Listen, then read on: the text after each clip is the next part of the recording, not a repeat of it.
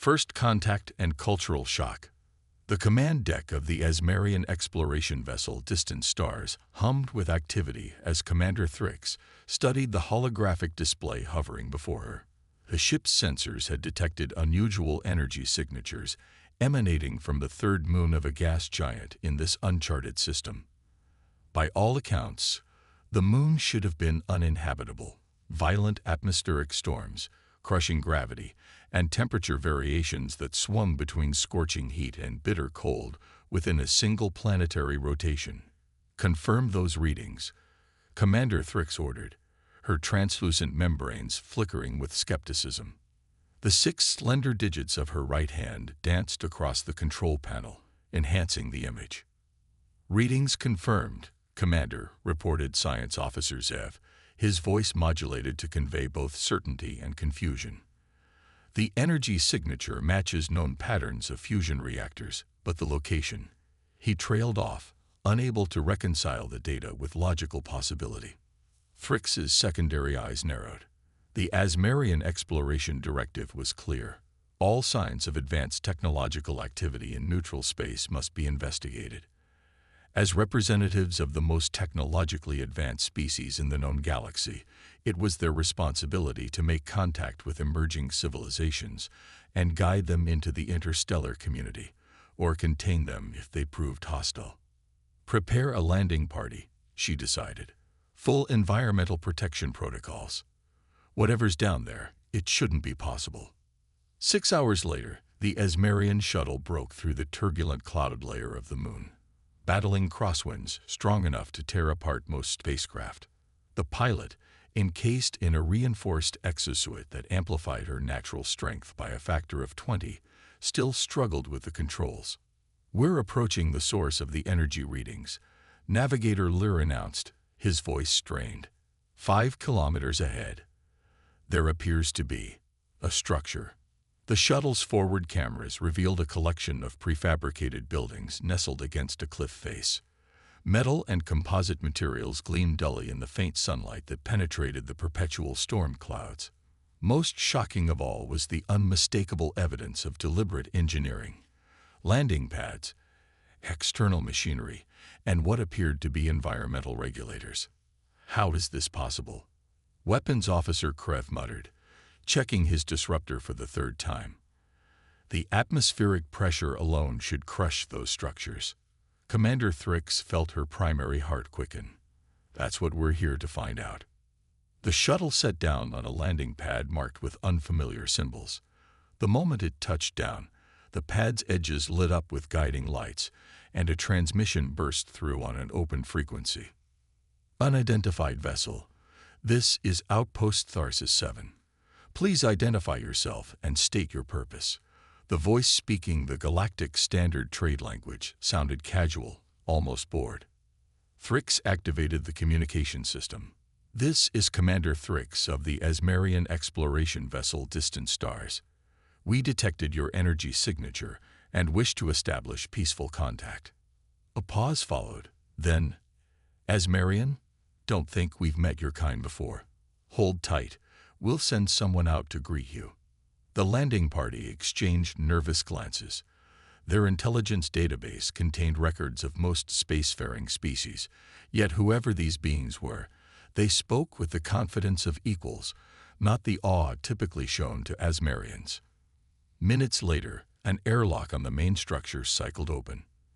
The Asmarians watched in disbelief as a bipedal figure emerged wearing what appeared to be a lightweight protective suit, completely inadequate for the crushing pressure and toxic atmosphere outside. More shocking still, the being casually walked across the landing pad without any apparent difficulty, despite gravity 1.8 times stronger than Asmarian standard.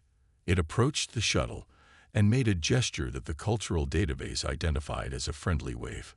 "Let's not keep them waiting," Thrix said, though uncertainty colored her voice. "Full environmental protocols. Weapons passive but ready." The Asmarian landing party, 5 members in total, each encased in bulky protective suits designed to withstand extreme conditions, cycled through their airlock. Even with their advanced technology, Thrix could feel the crushing pressure and searing heat through her protection. Warning indicators flashed across her helmet display, showing that the suits could maintain integrity for approximately 4 hours before systems would begin to fail. The bipedal being waited patiently as they approached. Now closer, Fricks could see it was humanoid. 2 arms, 2 legs, a central head with forward-facing eyes. Its protective suit seemed impossibly thin, with only a simple breathing apparatus covering the lower portion of its face. "Welcome to Tharsis 7, the being said, its voice coming through a translator embedded in the Asmarians' helmets. "I'm Station Chief Elena Reyes. Sorry about the weather. It's actually one of the calmer days we've had this month."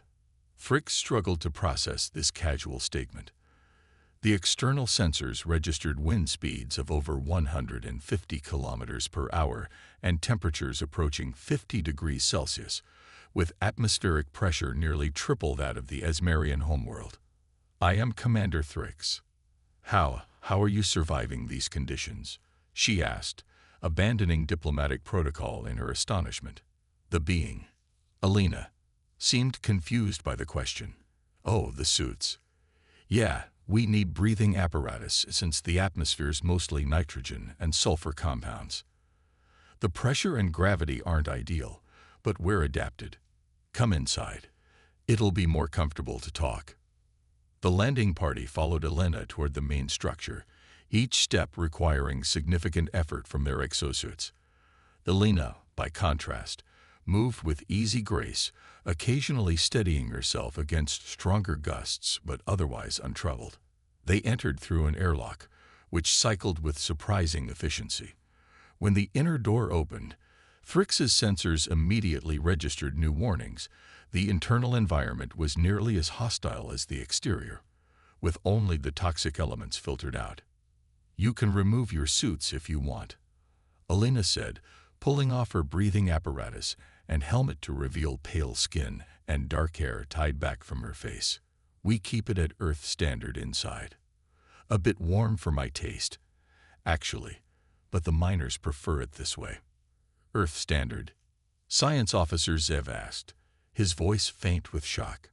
"Our homeworld," Elena explained, looking at them curiously. "Wait, are these conditions difficult for you?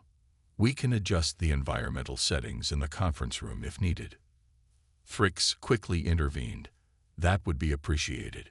Our physiology is different from yours." Elena nodded and tapped a device on her wrist. "Tharsis Control, can you drop conference room A to Class C environmental settings? We have visitors who might find our normal conditions uncomfortable." "Copy that, Chief. Class C in 5 minutes," a voice responded. Elena gestured for them to follow. "The conference room's this way. Sorry about that. We don't get many visitors out here. Most species find this moon a bit challenging." This casual understatement left the Asmarians speechless as they followed Elena through corridors constructed of materials that should have buckled under the extreme pressure. Through viewports, they could see more humanoids working with heavy machinery, some wearing even less protection than Elena. Simple coveralls and breathing masks. The conference room was a Spartan space with a central table and chairs designed for various physiologies. As promised, the environmental systems quickly adjusted, bringing conditions to something the Asmarians could tolerate, though still far from comfortable. "That should be better," Elena said, consulting her wrist device. "We've lowered the temperature to 25 Celsius, pressure to 0.9 atmospheres, and increased oxygen content to 22%. Is that workable?" The Asmarians' suits registered the change, and with trepidation, Fricks authorized her team to partially disengage their helmets. The air that touched their sensitive skin membranes felt cool, but not dangerously so. "It is acceptable," Fricks acknowledged. "Thank you for accommodating us." Elena smiled. "No problem.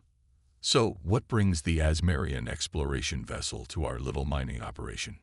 We're pretty far off the beaten path."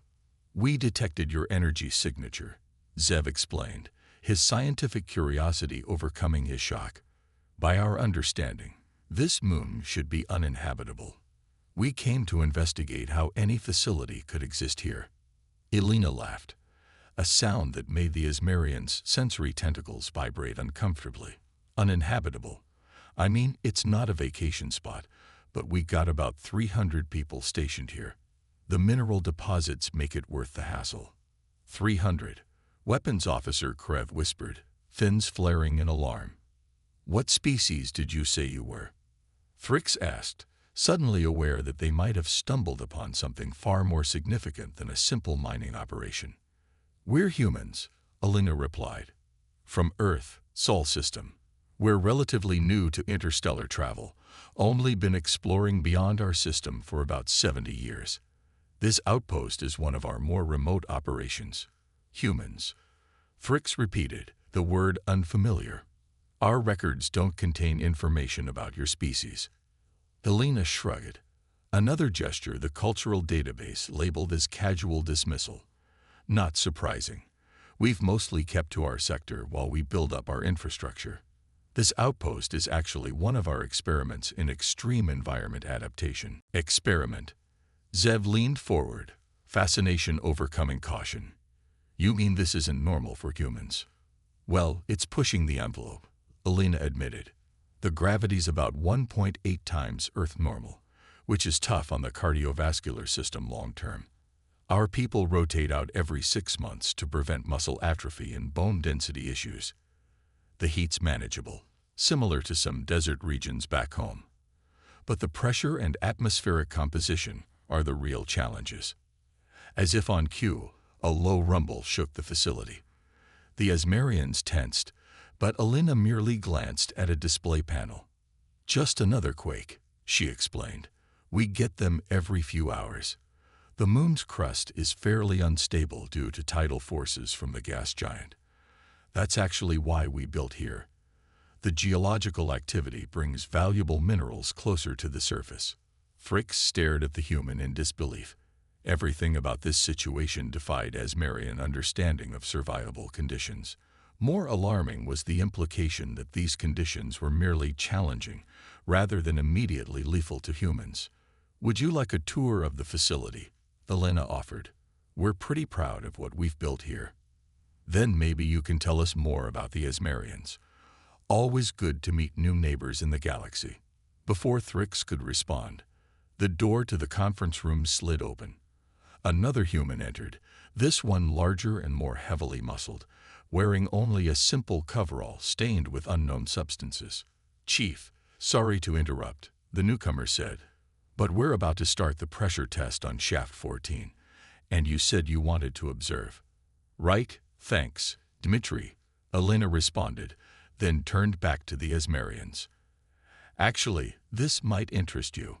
We're testing a new drilling system that can operate under even more extreme conditions, about double the pressure we have here. Want to come see? It's pretty impressive engineering. The casual mention of willingly subjecting themselves to even more extreme conditions left the Asmarians momentarily speechless. Thrix finally found her voice. You work under worse conditions than these, voluntarily. Elena nodded, misinterpreting their shock as interest. Oh, absolutely. The really valuable deposits are deeper where the pressure's higher. We're constantly pushing the boundaries of what our equipment, and our people, can handle. That's kind of humanity's specialty, you know. Adapting to conditions that shouldn't be survivable. In that moment, Thrix understood that the Asmarian Exploration Directive had never prepared them for a species like humans. Beings who not only survived in death-world conditions, but deliberately sought them out as opportunities. The implications were as fascinating as they were terrifying. We would be very interested in observing this test, Thrix said carefully, signaling her team to prepare themselves. Whatever they were about to witness, she suspected it would fundamentally change the Asmarians' understanding of their place in the galaxy. Crisis and revelation. The observation deck overlooking Shaft 14 was cramped by Asmarian standards, but the humans moved about with ease despite the confined space. Through reinforced windows, Thrix and her team could see a massive drilling apparatus positioned over a borehole that disappeared into darkness. This is our prototype high-pressure excavator, Elena explained. pride evident in her voice. Conventional drills fail under the extreme conditions at the 4-kilometer depth, so we've developed a new plasma cutting system that actually uses the ambient pressure to enhance the cutting efficiency. Science officer Zev moved closer to the window, his analytical mind temporarily overriding his discomfort. Fascinating. You're converting an environmental hazard into an operational advantage. Exactly. Elena beamed. That's the human approach. Work with what you've got instead of fighting against it. We call it turning lemons into lemonade. The cultural database offered no translation for this idiom, but the concept was clear enough. Before Thrix could inquire further, alarms suddenly blared throughout the facility. What's happening? She demanded, instinctively reaching for her weapon. Elena's casual demeanor vanished as she checked her wrist device. Her expression remained calm, but Thrix detected the shift to heightened alertness. Pressure surge in the lower levels, Elena explained, already moving toward a control panel. Looks like a pocket of compressed gas ruptured during the test preparations. Dmitri, status report. The larger human was already at a communications terminal. 2 engineers trapped in section C7. Atmospheric readings show methane and hydrogen sulfide release. Structural integrity at 82% and falling.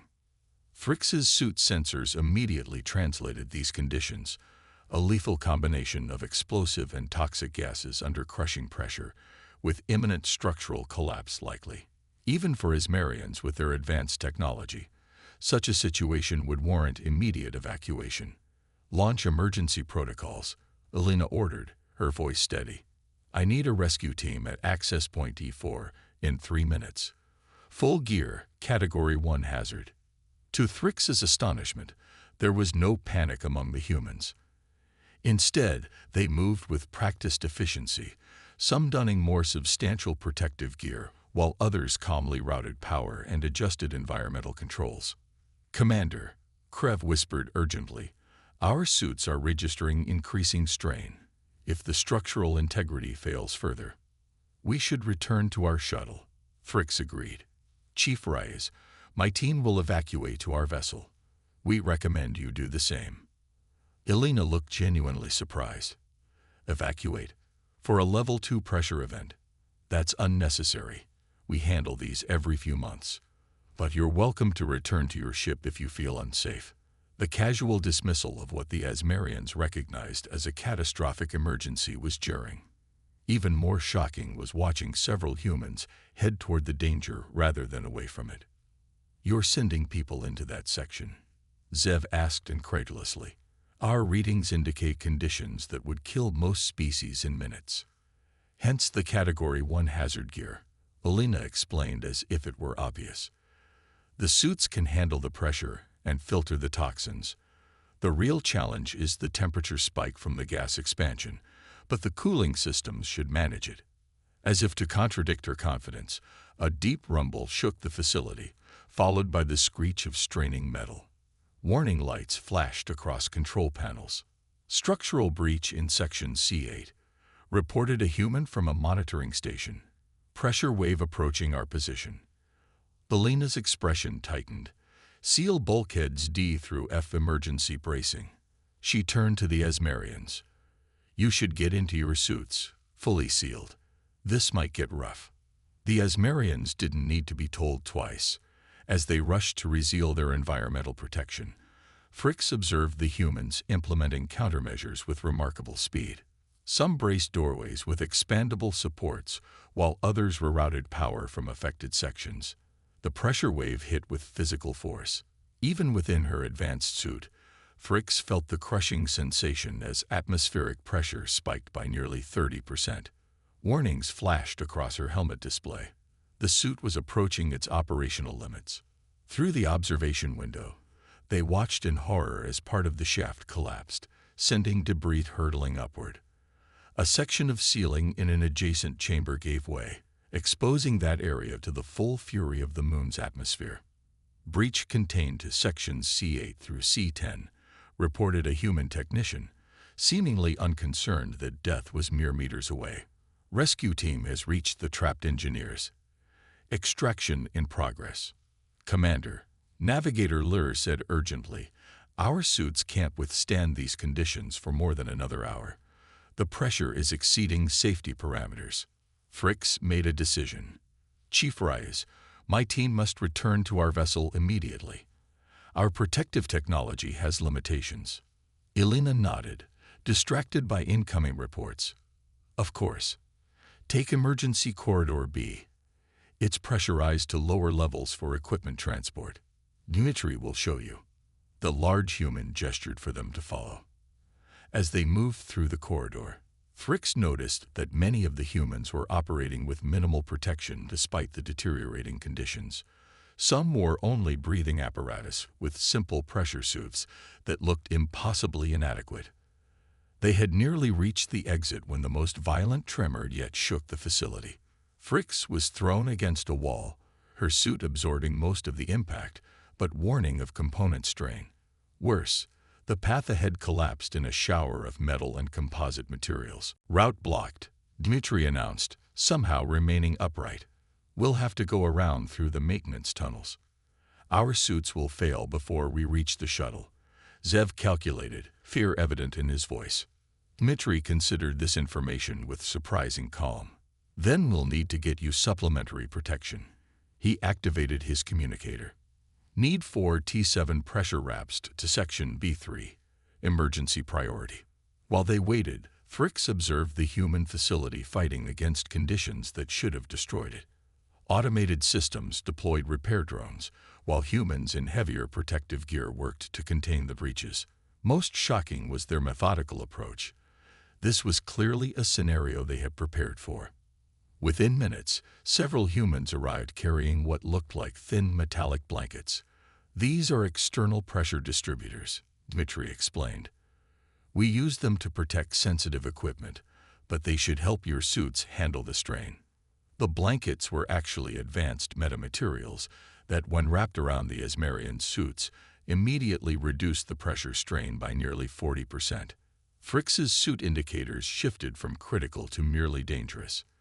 This way, Dmitri directed, leading them through narrow maintenance passages never intended for beings of Asmarian height. The journey was uncomfortable and frightening, but the human never showed concern, periodically checking their status with professional detachment. They finally emerged near the landing pad, where their shuttle waited. The storm outside had intensified, with winds now approaching 200 kilometers per hour and visibility reduced to mere meters. Can your shuttle handle these conditions? Dmitri asked, eyeing the Asmarian craft. It will be challenging, Lyr admitted, already calculating thrust requirements. Dmitri nodded. I'll have the pad's force field increased to give you a clean launch window. Wait for my signal before taking off. As the Asmarians prepared to board their shuttle, Elena's voice came through the communication system. Commander Thrix just wanted to confirm your team made it out safely. The situation's under control now. Both engineers rescued, breaches contained. Damage is minimal. Thrix was speechless. By Asmarian standards, the incident had been a catastrophic emergency that should have resulted in multiple casualties and facility destruction. Chief Reyes, she finally responded, we are impressed by your handling of this crisis. Perhaps once conditions have stabilized, we could continue our discussions. Of course, Elena replied warmly. This was just a minor hiccup. We'd love to show you the really interesting operations once everything's back to normal. Maybe next time you can bring environmental adaptation specialists. We're always looking to improve our techniques. As the shuttle lifted off, punching through the turbulent atmosphere toward the waiting distant stars, the Asmarian team sat in contemplative silence. It was Weapons Officer Krev who finally articulated what they were all thinking. They call that moon a mining outpost, he said quietly. We would classify it as a death world, uninhabitable by any reasonable standard. And yet they not only survive there but thrive, Zev added, his scientific curiosity now mixed with a new emotion. Awe. Thrix stared at the viewscreen showing the receding moon, storms swirling across its surface. We need to update the exploration directive, she decided. Humans don't adhere to our understanding of survivable conditions. What they consider challenging, most species would consider lethal. The implications were profound. If humans could build mining outposts on worlds the Asmarians classified as death zones, what else might they be capable of? Their casual relationship with environments that should kill them instantly suggested a resilience and adaptability that defied conventional categorization. Should we classify them as a potential threat? Krev asked, always thinking in terms of security. Thrix considered this carefully. Not a threat, she finally decided, but definitely a force to be reckoned with. Their capacity to adapt to hostile conditions gives them access to resources no other species can reach, and their approach to crisis management suggests they've evolved in an environment that constantly tests their survival. Back on the distant stars, Thrix prepared her report for Asmarian High Command. How does one describe a species that treats death worlds as economic opportunities? That sends rescue teams into conditions that would kill most sentient beings instantly. That develops technology not to avoid harsh environments but to embrace them. In the end, her recommendation was simple and would echo through Asmarian policy for generations to come. Humanity represents a paradox. Physically less durable than many species, yet capable of surviving conditions that would kill even the hardiest Asmarians. They achieve this through technological innovation, driven by what appears to be an instinctive refusal to accept limitations. They are not warriors by nature, but their everyday existence requires a resilience that makes them formidable. The Asmarian Confederation should pursue close diplomatic and scientific relations with humanity, not because they are a threat, but because any species that considers a death world challenging has much to teach us about the true meaning of adaptability. As she submitted the report, Thrix looked once more at the view screen where the gas giant and its deadly moon were now just bright points of light. Somewhere on that impossible world, 300 humans were already repairing their facility, drilling deeper into more lethal conditions, and probably looking forward to whatever challenge came next. The galaxy had just become a much more interesting place.